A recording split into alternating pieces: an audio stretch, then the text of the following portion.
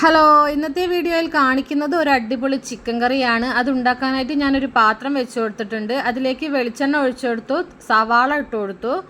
അതിനുശേഷം ചേർത്ത് കൊടുക്കുന്നത് ഇഞ്ചിയാണ്.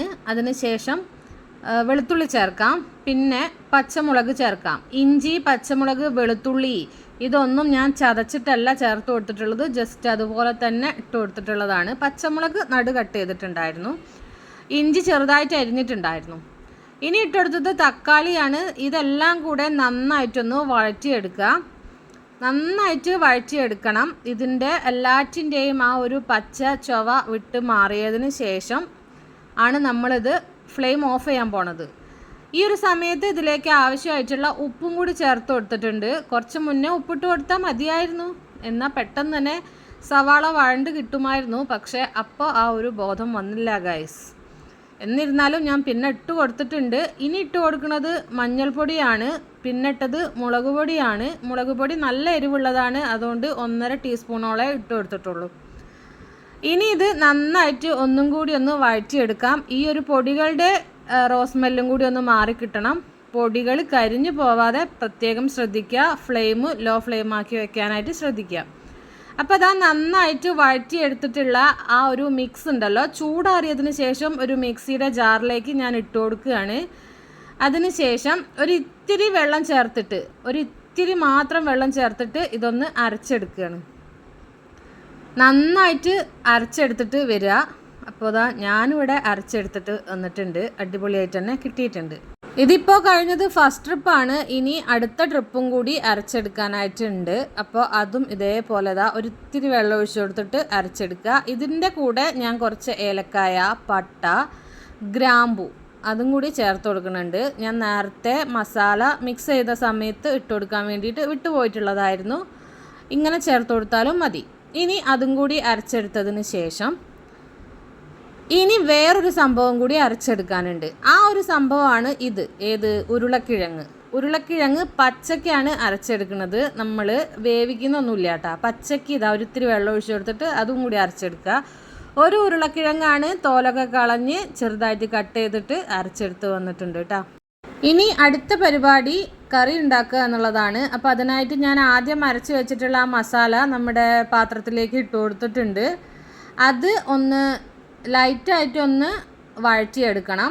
അതിനുശേഷം നമ്മൾ അരച്ച് വെച്ചിട്ടുള്ള ഉരുളക്കിഴങ്ങുണ്ടല്ലോ, അത് ഇതിലേക്ക് ഒഴിച്ചു കൊടുക്കുക. കുറച്ച് വെള്ളം ചേർത്തിട്ട് തന്നെ നമുക്കിതിലേക്ക് ഒഴിച്ചു കൊടുക്കാം. കാരണം ഇത് ചിക്കൻ കറിയാണ്, വരട്ടിയതല്ല. അതുകൊണ്ട് തന്നെ അത്യാവശ്യം വെള്ളമൊക്കെ വേണം. അങ്ങനെ നമ്മുടെ ചിക്കൻ കറിയിലേക്ക് ആവശ്യമായിട്ടുള്ള മസാല അരച്ചത് ഇവിടെ നന്നായിട്ട് തിളച്ച് വരുന്നുണ്ട്. ഈ ഒരു സമയത്ത് കഴുകി വൃത്തിയാക്കി വെച്ചിട്ടുള്ള ചിക്കൻ നമുക്ക് ഇതിലേക്ക് ഇട്ട് കൊടുക്കണം. അപ്പോൾ ഞാനൊരു 1.5 കിലോ ചിക്കനാണ് എടുത്തിട്ടുണ്ടായിരുന്നത്. അത് അതിലേക്ക് ഇട്ട് കൊടുക്കുന്നുണ്ട്. എന്നിട്ട് നന്നായിട്ട് ഈ ഒരു മസാലയിൽ മിക്സ് ചെയ്തിട്ട് വയ്ക്കുക. ഇനി ചിക്കനിലേക്ക് വെള്ളം കുറച്ചുകൂടി ഒന്ന് ഒഴിച്ചു കൊടുക്കുക. കാരണം നമുക്കിത് പറഞ്ഞല്ലോ കറി ആയിട്ടാണ് വേണ്ടത്, ഗ്രേവി ടൈപ്പ് അല്ല. അതുകൊണ്ട് ഒരിത്തിരി വെള്ളം കൂടി ഒഴിച്ചു കൊടുത്തിട്ട് നമ്മളിത് വേവിക്കാനായിട്ട് വെക്കുകയാണ്. പിന്നെ ചിക്കൻ വെന്ത് വരുന്ന സമയത്ത് ഓൾറെഡി വെള്ളം അതിൽ നിന്ന് തന്നെ ഇറങ്ങി വരും. പിന്നെ നമ്മൾ ഒഴിച്ചു കൊടുക്കുന്നതും കൂടി ആകുമ്പോഴത്തേക്ക് അത്യാവശ്യം കറിയൊക്കെ ആയി കിട്ടും. അങ്ങനെ നന്നായിട്ടൊന്ന് മിക്സ് ചെയ്തതിന് ശേഷം നോക്കിയപ്പോഴത്തേക്ക് വെള്ളത്തിൻ്റെ അളവ് വീണ്ടും കുറവാണ്. അപ്പോൾ പിന്നെയും വെള്ളം ഒഴിച്ചു കൊടുത്തു. പിന്നെ ഈ ഇട്ട് കൊടുക്കുന്നത് നമ്മുടെ മുളക് പൊടിയും അതുപോലെ തന്നെ മുന്നിട്ട് കൊടുത്തിട്ടുള്ളത് മഞ്ഞൾപ്പൊടിയും ആണ്. ഞാൻ നേരത്തെ ആ ഒരു മസാലയിലേക്ക് മാത്രമുള്ള പൊടികളായിരുന്നു ചേർത്ത് കൊടുത്തിട്ടുണ്ടായിരുന്നത്. ഇതിപ്പോൾ നമ്മൾ ഈ ചിക്കനിലേക്കൊക്കെ പിടിക്കണമല്ലോ, അപ്പോൾ അതിന് വേണ്ടിയിട്ടുള്ളതാണ് ഇപ്പോൾ ചേർത്ത് കൊടുത്തിട്ടുള്ളത്. ഇനി നന്നായിട്ട് ഇതൊന്ന് മിക്സ് ചെയ്തെടുക്കുക. അതിന് ശേഷം ഇതിലേക്ക് നമ്മൾ മല്ലിപ്പൊടിയാണ് ചേർത്ത് കൊടുക്കുന്നത്. മല്ലിപ്പൊടി ഓൾറെഡി നമ്മൾ വറുത്ത് വെച്ചിട്ടുണ്ടായിരുന്നതാണ്.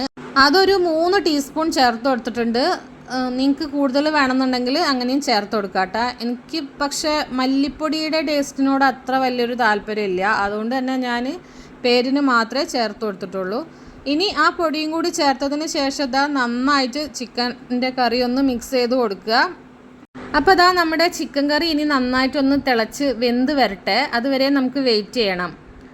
കുറച്ച് സമയം കഴിഞ്ഞപ്പോഴത്തേക്ക് നമ്മുടെ കറിയൊക്കെ നന്നായിട്ട് തിളച്ചു. ഈ ഒരു സമയത്ത് ഇതിലേക്ക് ചേർത്ത് കൊടുക്കുന്നത് ചിക്കൻ മസാലയാണ്. ഒരു 3-4 ടീസ്പൂണോളം ചിക്കൻ മസാല ഞാൻ ഇതിലേക്ക് ചേർത്ത് കൊടുക്കുന്നുണ്ട്.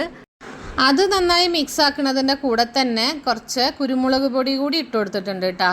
ഇനിയിപ്പോൾ ഈ ചേർത്ത് കൊടുക്കുന്നത് വലിയ ജീരകമാണ്. വലിയ ജീരകം നമ്മൾ നേരത്തെ ഫസ്റ്റ് ടൈമിൽ മസാല റെഡിയാക്കിയില്ലേ, ആ ഒരു സമയത്ത് വേണമെങ്കിലും ചേർത്ത് കൊടുക്കാട്ടോ. ഞാൻ അപ്പോഴല്ല ചേർത്ത് കൊടുക്കുന്നത്, ഞാൻ ഡയറക്റ്റായിട്ട് നമ്മുടെ ചിക്കൻ കറിയിലേക്ക് ഇട്ട് കൊടുക്കുകയാണ് ചെയ്യുന്നത്.